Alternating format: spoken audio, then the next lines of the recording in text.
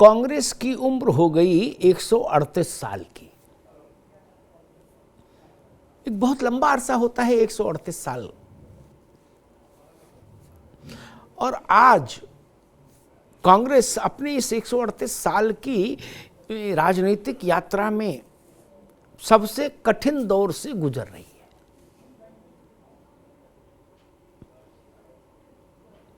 Party तमाम राज्यों में अपना आधार खो चुकी है। लोकसभा और राज्यसभा में उसका हिस्सेदारी, उसका प्रतिनिधित्व ऐतिहासिक तौर पर कम हो है इस वक्त। और मुद्दों के मसले पर भी कांग्रेस कई किस्म के राजनीतिक भ्रमों के बीच में जी रही है।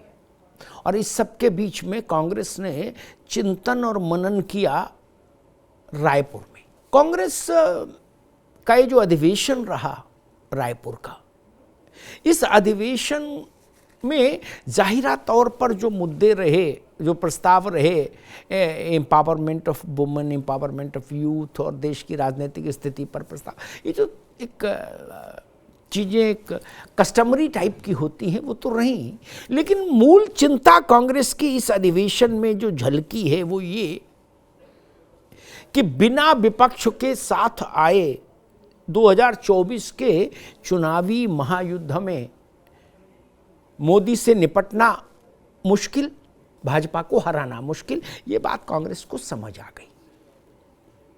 अब जब ये बात समझ आ गई तो अगला प्रश्न खड़ा होता है कि विपक्ष को साथ में लाने के लिए कोशिश की जाए। अगला स्टेप तो यहीं से कांग्रेस की मुश्किलें शुरू होना दिखती हैं। डीएमके में स्टालिन और नीतीश कुमार जनता दल यूनाइटेड के और आरजेडी तेजस्वी यादव, इन तीन को छोड़ दीजिए मोटे तौर पर, और शिवसेना और एनसीपी, पांच, इन पांच को देखिए तो ये कांग्रेस के साथ खड़े हैं इस वक्त। कब तक खड़े रहेंगे नहीं पता, 24 तक, लेकिन अभी खड़े हैं। क्या इतनी सी राजनीतिक पूंजी गठबंधन की लेकर आप भाजपा से लड़ सकते हैं? कांग्रेस के रणनीतिकार ही मानते हैं कि नहीं, उसके लिए एक ब्रॉडर अलायंस चाहिए, एक बड़ा गठबंधन चाहिए। उस गठबंधन में ममता बनर्जी भी होनी चाहिए, उस गठबंधन में जगन रेड्डी भी होने चाहिए, उस गठबंधन में केजरीवाल भी हों, अखिलेश यादव भी हों, मायावती भी हों, नवीन पटनायक भी हों, चंद्रशेखर राव भी हों। ये हसरत अच्छी है, लेकिन लाख टके का सवाल कि ये लोग कांग्रेस के झंडे के नीचे आएंगे क्यों? और मुश्किल ये कि कांग्रेस आज भी अपने इतने खराब दौर के बाद भी बात यहां से शुरू करती है कि देश भर में भाजपा को राष्ट्रीय स्तर पर हराने और रोकने के लिए कांग्रेस सबसे बड़ा प्लेटफॉर्म है। जब आप यहां से बात शुरू करते हैं तो कहीं रीजनल फोर्सेस को, क्षेत्रीय दलों को लगता है कि कांग्रेस चिंटू ढूंढ रही है अपने लिए। क्या एक बड़े क्षेत्रीय दल के अध्यक्ष ने कहा एक बार मुझसे अनौपचारिक बातचीत में कि कांग्रेस की ये जो टोन रहती है ना कि जैसे कोई उस्ताद शागिर्द ढूंढ रहा हो, बोले ये नहीं चलेगी।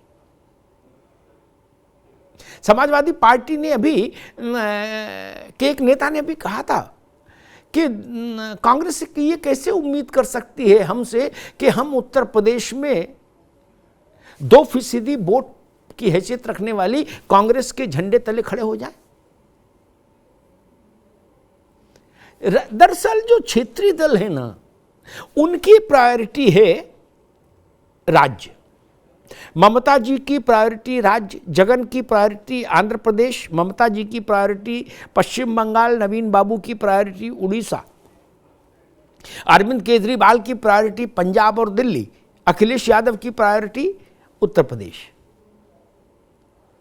वो देश पर के समीकरणों में इतना दिमाग क्यों लगाएं? उनकी पहली प्राथमिकता है कि मेरे राज्य में मेरा झंडा बुलंद रहे। वहां वो किसी तरीके से किसी दूसरी राजनीतिक पार्टी को अपना कंधा देने को तैयार नहीं। तो क्या कांग्रेस पश्चिम बंगाल छोड़ सकती है कि ममता से इस शर्त पर अलायंस करे कि हम ममता जी आपके साथ हैं, लेकिन चुनाव आप ही लड़े, आपकी पार्टी ही लड़े, या एक आध सीट हमको दे दीजिए? क्या उत्तर प्रदेश में वो 80% सीटें अखिलेश यादव को देने को तैयार होगी? 90%? क्योंकि अखिलेश यादव कहेंगे आपके पास तो 2% वोट है।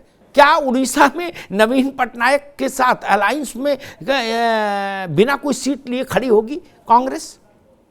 क्योंकि उड़ीसा में उनका कोई स्टेक नहीं कांग्रेस का ना। आंध्रा में जगन रेड्डी को ये प्रिविलेज देगी? नहीं। समस्या यहीं से खड़ी हो रही है कि कांग्रेस की लीडरशिप में ये जो छत्रप हैं, ये आना भी चाहे तो कैसे आए? दिल्ली में अरविंद केजरीवाल कांग्रेस को कोई सीट क्यों दे, गठबंधन हो तो भी? वो कहते हैं आपके पास वोट ही नहीं बचा। तो कांग्रेस के पास बचता है, वो बचते हैं मोटे तौर पर वो राज्य जिन राज्यों में कांग्रेस और भाजपा की लड़ाई है, कोई तीसरा क्षेत्रीय दल नहीं है। कांग्रेस वहां मुकाबले में है, उदाहरण के लिए मध्य प्रदेश, राजस्थान, छत्तीसगढ़, वहां कोई रीजनल फोर्स नहीं है उतनी बड़ी। लेकिन कांग्रेस देश भर में इस फार्मूले के तहत अपनी दुकान बंद क्यों करना चाहेगी? यह भी एक सवाल शोर कर रहा है कि अगर उसने आज गठबंधन के नाम पर बंगाल, आंध्रा, दिल्ली, उत्तर प्रदेश, पश्चिम बंगाल जैसे बड़े राज्य छोड़ दिए, तो कल फिर वो राष्ट्रीय पार्टी किसे रहेगी? और क्षेत्रीय दल अपने पार्टी की कीमत पर भाजपा को नहीं हराने में इंटरेस्टेड है। लोकसभा के चुनाव में कोई भी रीजनल पार्टी ये क्यों जोखिम उठाएगी कि वो भारतीय जनता पार्टी को लोकसभा के चुनाव में हराने के लिए अपनी पार्टी को अपने जनाधार वाले प्रदेश में दांव पर लगा दे कांग्रेस के साथ जाके? नहीं ना। ये भी एक पेच है। तो पूरे इस अधिवेशन में कांग्रेस के, आप सोचिए, मूल बात निकल कर ये आई कि जिनके पास बड़ा जनाधार है क्षेत्रीय राजनीति में भारत की, उनमें से बहुत कम दल कांग्रेस के साथ अब खड़े हैं, और अधिकांश बड़े जनाधार वाले दल कांग्रेस से दूर हैं, अलग हैं। वो कांग्रेस को फिलहाल चिमटे से भी नहीं छूना चाहते। तो इतने किंतु परंतु हैं इस पूरे गठबंधन की थ्योरी में, जो एक और भाजपा को राहत देते हैं और दूसरी ओर कांग्रेस के लिए चुनावी तौर पर परेशानी पैदा करते हैं। उम्मीद थी कि कांग्रेस रायपुर के अपने महाधिवेशन से कोई रास्ता ढूंढेगी, लेकिन लगता नहीं कि कांग्रेस को कोई रास्ता मिला रायपुर से 2024 के लिए। और मैं अपनी बात समाप्त करूंगा शरद पवार के एक बहुत प्रसिद्ध कोटेशन से। कांग्रेस की व्याख्या करते समय शरद पवार ने एक बार कहा था कि कांग्रेस का मिजाज उस जमींदार के जैसा है जिसकी सारी जमींदारी चली गई, न हवेली रही, न खेत रही, न खेत रहे, न जायदाद रही, लेकिन उसका मिजाज अभी भी जमींदारों जैसा है। ये कांग्रेस के लिए शरद पवार ने कहा था।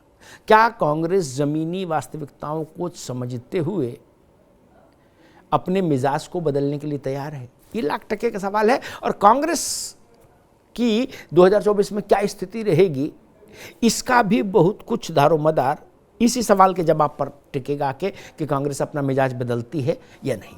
कांग्रेस को क्षेत्रीय दलों को भरोसा दिलाना होगा कि अब वो बदल गई है, वो पहले वाली कांग्रेस नहीं है।